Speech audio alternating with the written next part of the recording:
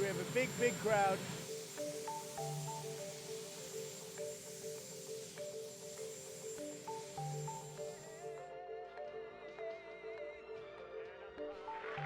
We will crush the virus.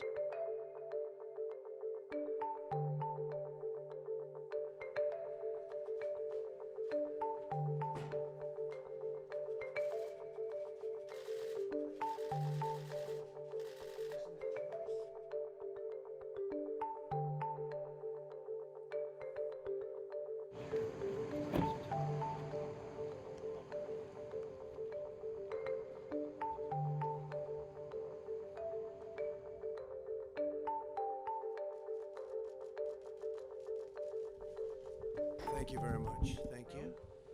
No one was wearing masks in the room when we were prepping the president during that period of time.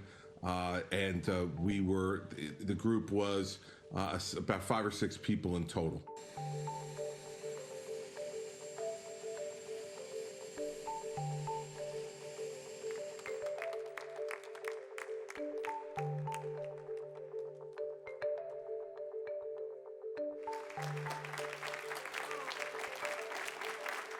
I think masks are okay. You have to understand, if you look, I mean, I have a mask right here. I put a mask on, when I think I need it. I don't wear masks like him. Every time you see him, he's got a mask. He could be speaking 200 feet away from it. He shows up with the biggest mask I've ever seen. Okay,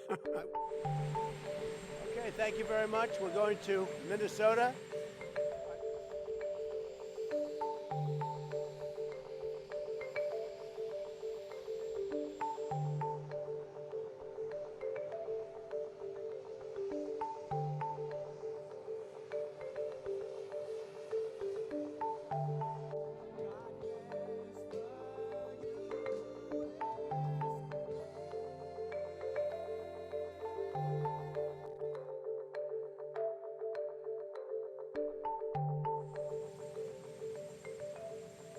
Some news broke earlier this evening. Hope Hicks, who's worked for you for a long time, has tested positive for coronavirus. And I just went out with a test. I'll see what, because we spent a lot of time, and the First Lady just went out with a test also.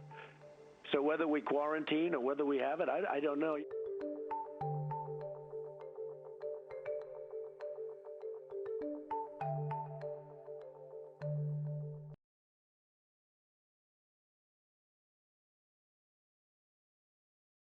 It's good to have you, Doctor, as always. And just to be clear, I'm not asking you about Trump's treatment because, am I right to suggest you didn't have anything to do with his treatment? That's correct, Chris. I did not. I'm not involved in his primary care. Okay. Just one step forward in terms of concern about our commander-in-chief. Even if he is getting better, you're going to have to keep, well, not you, they will have to keep monitoring him, right? Just to make sure there's no residual or secondary or long haul. I mean, even if you have a quick spell with great experimental treatment, you still got to be a little worried there, right? Yeah. Well, Chris, rather than worrying about the long haul, he looks fine, as you can see the way he looked when he came out of the hospital.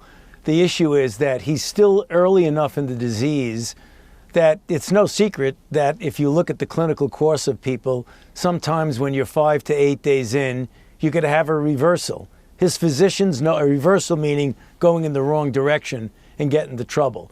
It's unlikely that it will happen, but they need to be heads up for it. He knows it, the physicians know it, so they're going to keep an eye out on it. They're going to try and do that within the confines of the White House as opposed to in the hospital. But yes, you're not out of it until you've gone several days out and doing well. But he certainly does look very well. I mean, you don't need me to tell you that.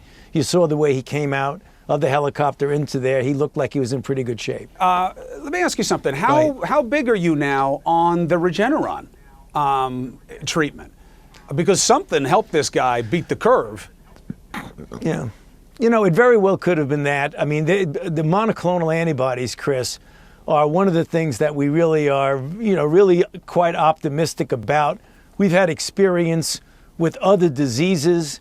Regeneron monoclonal antibody was one of the 2 types of antibodies that was very successful with Ebola. And the very fact that it was successful in Ebola, another very serious viral infection, had us be cautiously optimistic that monoclonal antibodies, which are a very specific protein that the body makes that you could produce in very large amounts and infuse it into an individual by an IV infusion has the potential to really be something very, very important in the treatment of COVID-19 patients. The president got that as a compassionate use, and whether or not it was that got him better, I'm strongly suspicious that it was, but obviously you can't prove that until you do a number of studies to show that it actually works.